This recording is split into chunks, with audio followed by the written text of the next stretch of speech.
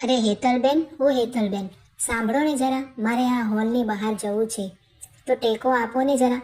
ઉંમરના પ્રમાણમાં ચહેરા પર ઘણી બધી કરચલી અને અશક્ત શરીર ધરાવતા અંકિતાબેની પલંગ ઉપરથી ઊભા થવા માટે દયનીય ચહેરે ઘરડા ઘરના આયાબેન હેતલબેનને વિનંતી કરી.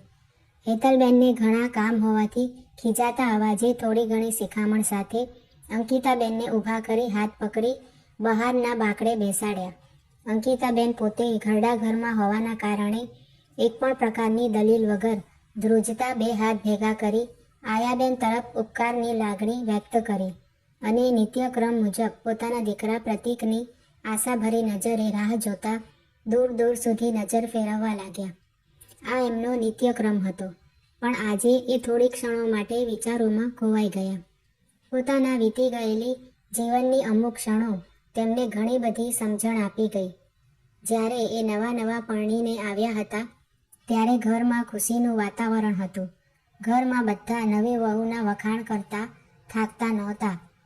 પછી એ રસોઈની વાત હોય કે સુંદરતાની, બધા વખાણ માટે અલગ અલગ ટોપિક શોધી કાઢતા. તેનાથી અંકિતા બહેનના ચહેરા પર પણ સ્વાભાવિક સ્માઇલ આવી જતું.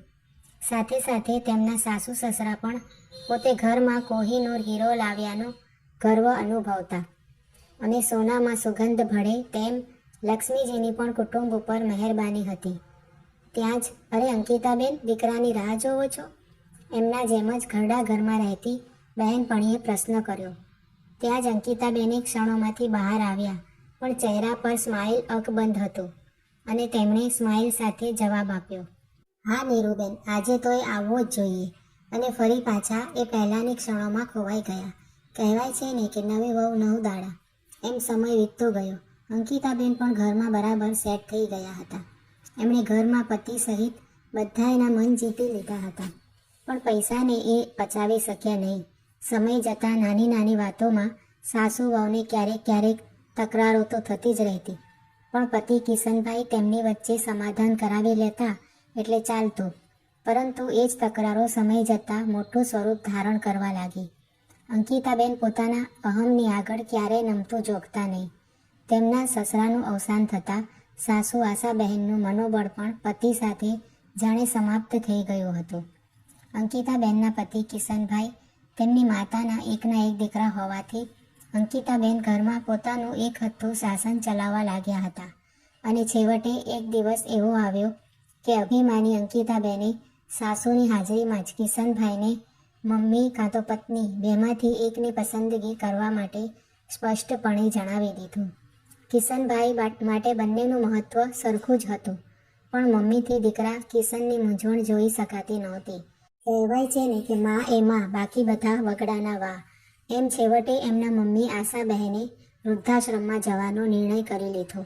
દીકરા કિશનનું મન ભરાઈ આવ્યું, કારણ કે જે માએ પોતાના દીકરા માટે પોતાની તમામ ખુશીઓનું બલિદાન આપ્યું છે અને દીકરાને આ લેવલ સુધી પહોંચાડ્યો છે, વળી કપરા દિવસોમાં નાનકડા કિશનને મિષ્ટાન ખવડાવવા માટે પોતે ઉપવાસ કરી લેતી, કારણ કે ઇન્કમ બહુ જ લિમિટેડ હતી, અને તો પણ પોતાના નાનકડા દીકરાને હોંશે હોંશે મિષ્ટાન ખવડાવતી. એ જ માં આજે એ ઘર છોડીને જઈ રહી છે કે જે એનું પોતાનું છે અને પોતે ઘણી મહેનતથી સજાવેલું છે. આ વિચારતા જ કિશનની આંખમાં આંસુ આવી ગયા. પણ કહેવાય છે ને કે માણસ સંજોગોનો ગુલામ છે. તે આજે એ પણ આવી જ ગુલામી અનુભવી રહ્યા હતા. સાસુની વિદાય સમયે અંકિતાબેન મનમાં મલકાઈ રહ્યા હતા અને બહાર દુઃખી હોવાનો નકાબ ઓઢીને ઊભા હતા, જ્યારે કિશનને એક પ્રસંગ યાદ આવી ગયો, જેમાં પોતાના લગ્ન સમયે જ્યારે તેમની પત્ની અંકિતા પહેલી વખત ઘરમાં આવી ત્યારે મમ્મી આશાબેન સગા સંબંધીઓ સાથે મળી હરખભેર ફટાણું ગાઈ રહી હતી કે અમે ઈડરિયો ગઢ જીત્યા રે આનંદ ભયો.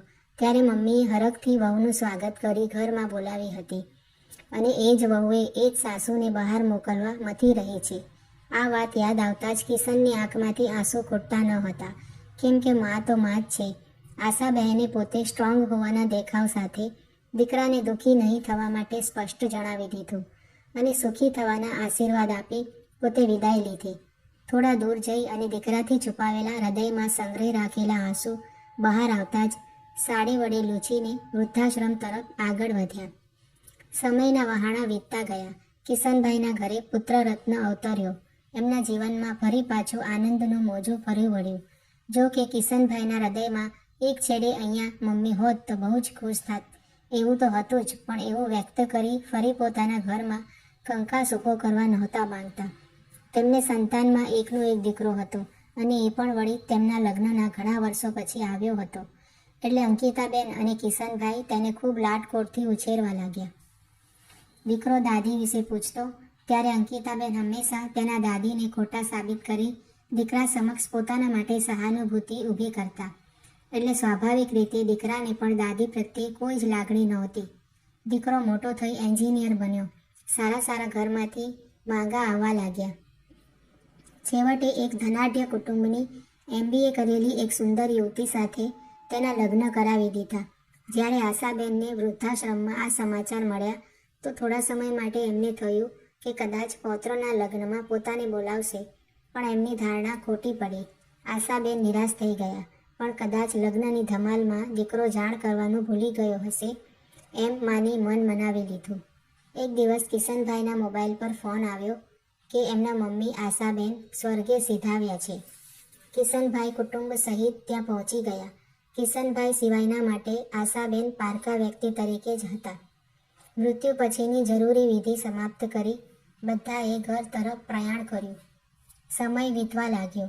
નોકરિયાત દીકરા વહુ સામે અંકિતાબેનનું અભિમાન વધારે ઝાંક ઝીલી ન શક્યું અને જાણે ફરી એકવાર ઇતિહાસનું પુનરાવર્તન થયું.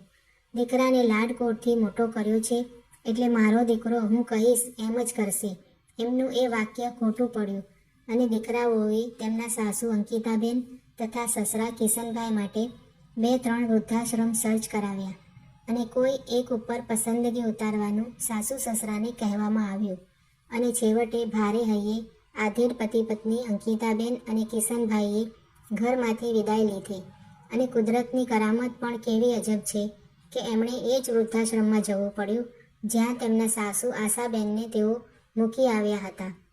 ત્યાં જ અવાજ સંભળાયો, અંકિતા, તે દવા લીધી? અને અંકિતાબેન ગાઢ વિચારોમાંથી બહાર આવ્યા. સામે કિશનભાઈ નિસ્તેજ ચહેરે ચિંતાનું આવરણ ઓઢીને ઊભા હતા. આજે અંકિતાબેનના ચહેરા પર અપરાધ ભાવ સ્પષ્ટપણે છલકી રહ્યો હતો અને પોતે પોતાના જ પતિના એવા અપરાધી હતા કે આ જન્મમાં ક્યારેય કિશનભાઈનું ઋણ ભરી શકે એમ ન હતા. કાશ હું પહેલાં સમજી શકી હોત એમ વિચારીને આંખમાં આંસુ સાથે પતિ સામે લાંબા સમય સુધી જોઈ રહ્યા બાદ એકબીજાના હાથના ટેકે ઊભા થઈ અને પોતાના રૂમ તરફ રવાના થયા.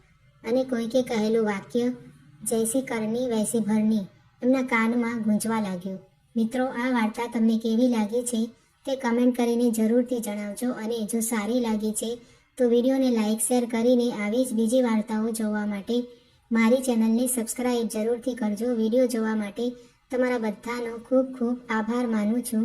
Thank you.